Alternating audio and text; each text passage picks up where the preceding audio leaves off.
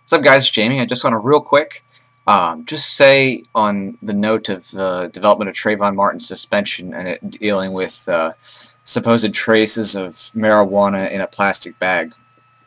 I think that this is, obviously ridiculous on its own, in that the whole prohibition of many drugs, especially of marijuana, has been effectively the second slavery for African Americans in the United States. And how did this work?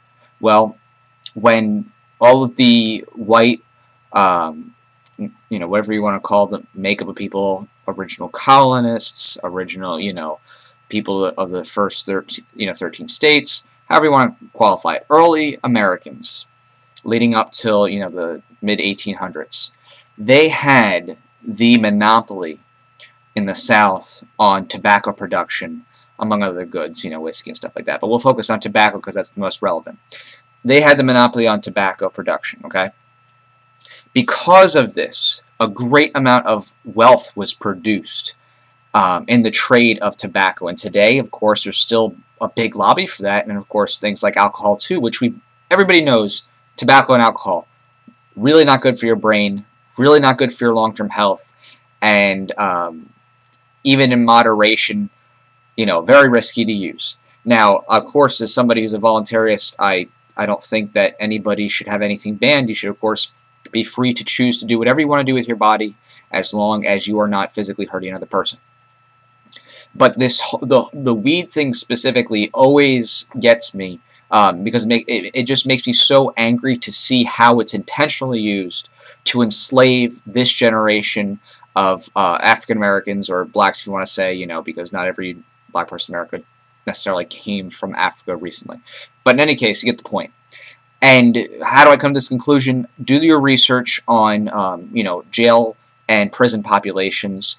Look at nonviolent, possession arrests or paraphernalia arrests on for marijuana. See how many minorities, especially African Americans, are put into jail for this. And see, not only this, look up different stories about how police forces focus on low-income neighborhoods, projects or whatever, and avoid richer, upper-scale white neighborhoods. Look up at the, crack versus powder cocaine issue. You will see there is a distinct push on police from those who are in power, from, wealthy, we can call them white, whatever, but wealthy, classic, long-term Americans who use the government and local government and police government in order to keep down minorities with these arcane laws, and then, of course, have a big lobby to keep all their vices free. If it's prescription drugs, you know what I mean, all those fun, addictive painkillers, of course old people are going to get it.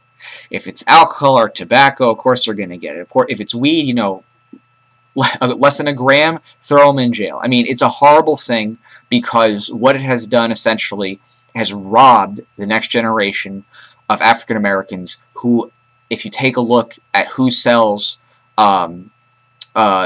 weed especially and then is prosecuted for it, it's very obvious that they would have a very thriving business. They, as in minorities, would have a very thriving business if it wasn't for government cracking down on them. Meanwhile, of course, alcohol and tobacco are legal. They're way worse for you. They can cause cancer. They can kill your brain cells, whereas there's never been a case of pure weed on its own causing someone to have those drastic results. There's not been any sort of, long-term physical damage. Of course, studies about how it interplays with the brain with short-term memory loss, but even that's been shown that it's not actually affecting the brain cells themselves. It's affecting a different type of carrier of information to the brain. In other words, straight and simple, history shows that the safe product that everybody likes to use that would actually empower a lot of minorities to become wealthy and be able to have a comparable business to what the white slave owners would have had because of their different crops.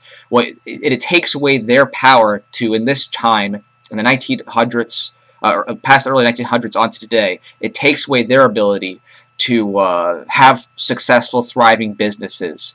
And even scarier, is how it's being suppressed when it has so many different uses. I mean, and that's, you know, another bigger issue is that weed, you know, the what you call it, hemp, it doesn't have the THC. Those things can make so many different types of products, from oils to, you know, different types of twine, potential use as a source of energy. People even thought about for heating homes or even running cars. I mean, there's so many different things that it can be used for, and the evidence shows that this is being intentionally suppressed on very racial lines if you look at how it's enforced. That's not to say that, you know, whites aren't in prison for this or, you know, put in jail for this, but rather do some research on it. I'm not making this stuff up. There is historically and to this day clear reasons why it's being suppressed, and it's definitely to keep the public from being self-sufficient, and especially minorities from being self-sufficient. All right, well, take care, guys. I just want to say that, you know, I mean, and on this Trayvon thing, you know, yeah, he had a plastic bag of potentially weed with residue. I mean, please, residue? I doubt they can even test that. In any case, it just shows you how bad juvenile justice in the school systems are, but that's another issue for another day. All right, take care, guys.